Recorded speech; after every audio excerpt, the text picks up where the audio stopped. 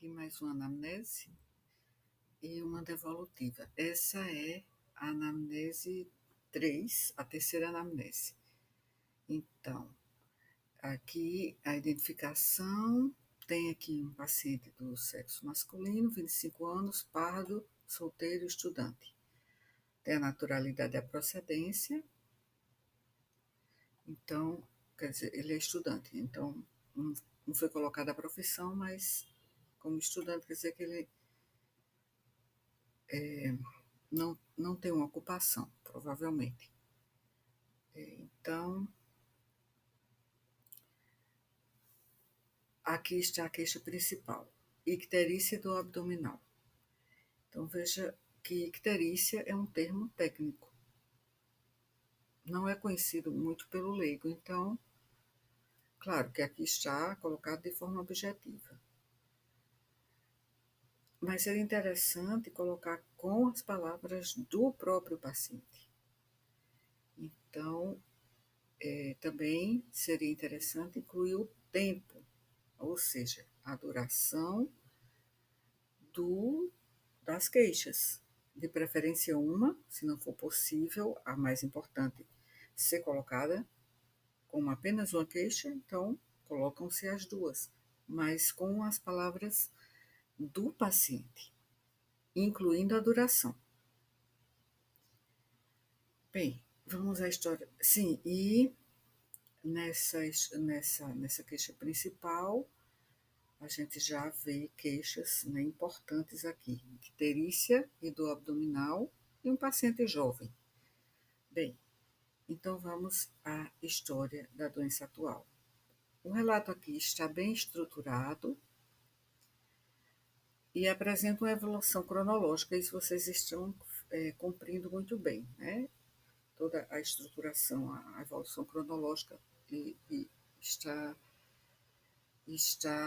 bem compatível com o que a gente espera, né, nesse aprendizado do exame clínico. Então, esse paciente também lê aqui o restante e ele também apresenta colúria e acolia fecal, né, o que sugere uma obstrução biliar. E a descrição da dor abdominal é bem precisa, com a localização em hipocôndrio direito e também epigástrio, de caráter ou qualidade de pressão em peso sem irradiação. Então, e não tem relação com causas, ou melhor, com a própria alimentação, né? Então, anorexia, fraqueza e perda de peso levantam preocupação sobre possíveis causas, né? Mas para a possibilidade de neoplasia. Então, a referência à febre, que não foi aferida, pode ser também um dado relevante, né? Importante se colocar aqui na história da doença atual, porque pode significar uma complicação muito importante, nesse caso de se tratar de uma icterícia obstrutiva. A menção aqui também na história a massa, né? Ou seja, um tumor na cabeça do pâncreas, aumenta ainda mais a suspeita de tumor pancreático ou de compressão biliar. Então, é uma evolução aqui de 3 semanas, né? É uma evolução subaguda, nem é crônica nem é aguda. Então, icterícia progressiva, né, que é típica de obstrução. A colúria também faz pensar numa icterícia colestática, e a dor no hipocôndrio direito também, que está aqui bem descrita, além de fraqueza, nessa fraqueza generalizada, também indica uma possibilidade bastante preocupante, né, para o paciente.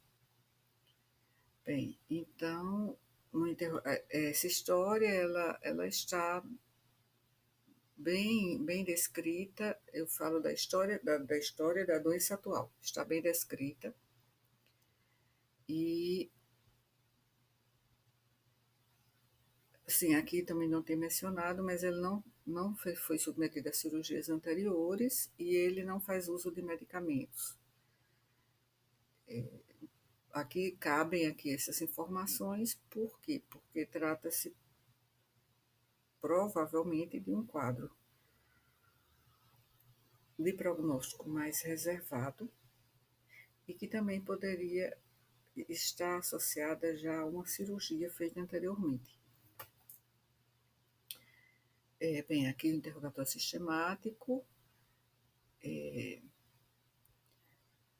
tem as queixas mencionadas, ele não soube informar sobre perda de peso. E aqui, como eu já tenho sugerido a vocês, quando há vários sistemas assim, sem queixas, isso só faz a anamnese ficar com um formato assim muito, digamos assim, esquemático, não é demais. Então, você poderia colocar todos, sistema tal, tais e quais, sem queixas. Bom, os antecedentes. Aqui a gente vê no interrogatório sistemático que tem o sistema digestório, né? Mostra que tem uma icterícia provavelmente obstrutiva, mas por isso mesmo no digestivo vira sem queixas. E não se coloca sem queixas, a própria história da doença atual se refere ao digestório. Então aqui fica muito contraditório, né? E além disso, como uma possível icterícia obstrutiva, seria interessante também mencionar, mesmo que não fossem positivos, prurido, né? Seria importante, porque prurido sugere também um quadro colestático, né? Então, mas aqui está contraditório aqui, esse interrogatório sistemático. Bem, todos esses dados aqui também estão bem colocados dos antecedentes. Nos antecedentes sociais, está com os antecedentes sociais está com um maior número, né, de informações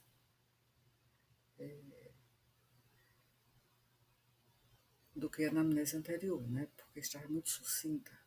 Então,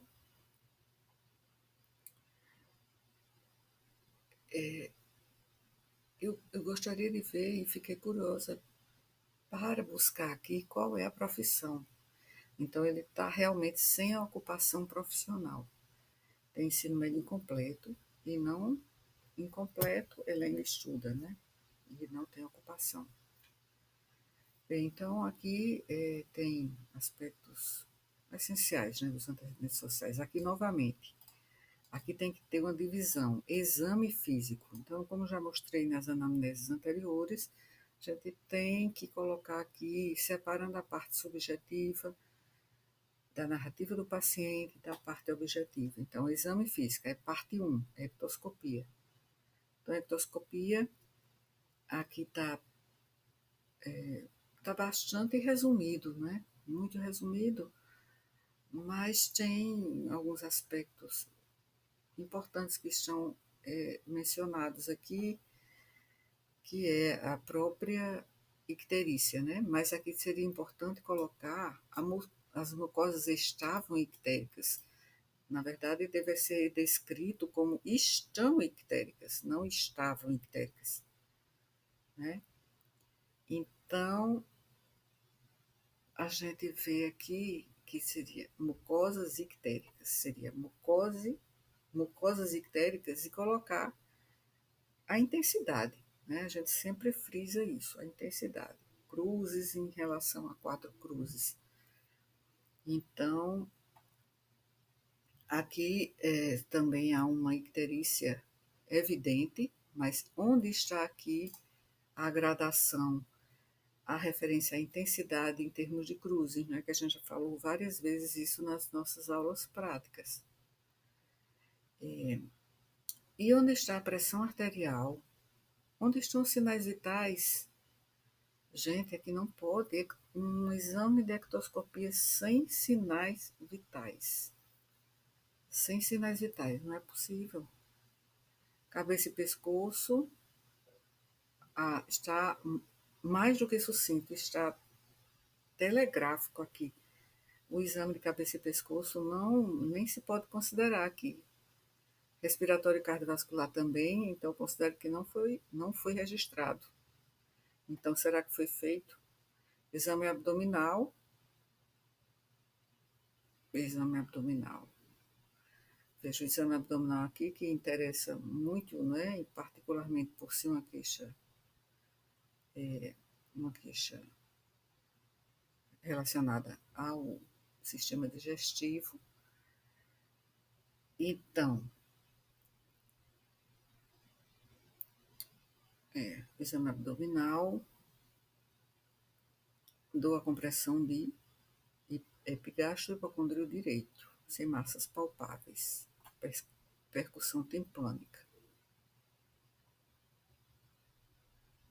Aqui, o sinal de Courvoisier foi pesquisado, mas não pôde ser considerado conclusivo. Então, seria melhor dizer o sinal de Courvoisier negativo, ou então a pesquisa sinal de Courvoisier foi prejudicada, né? Porque o sinal de Courvoisier-Terrier é importante porque indica a presença de um quadro obstrutivo, provavelmente de origem neoplásica. Então, o registro realizado é bem estruturado, mas cobre também aspectos fundamentais, eu estou falando da anamnese principalmente, mas seria necessário incluir a duração da queixa principal, investigar melhor os sintomas associados à síndrome colestática, como prurido, né? A própria evolução do quadro de icterícia, que é uma das queixas principais, não está de forma muito não está descrita de forma necessária, porque é uma queixa principal do paciente. Bem, e o exame físico, né, que começa pela ectoscopia sem os sinais vitais. E depois, respiratório, cardiovascular, que não foram, e exame de cabeça e pescoço, que não foram realizados. Essa é a terceira anamnese. Então, esses fatores é que eu registro aqui como.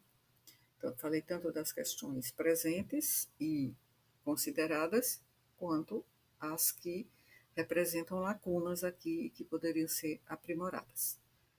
Então, assim finalizo aqui a leitura e também o feedback em relação a essa anamnese, terceira anamnese.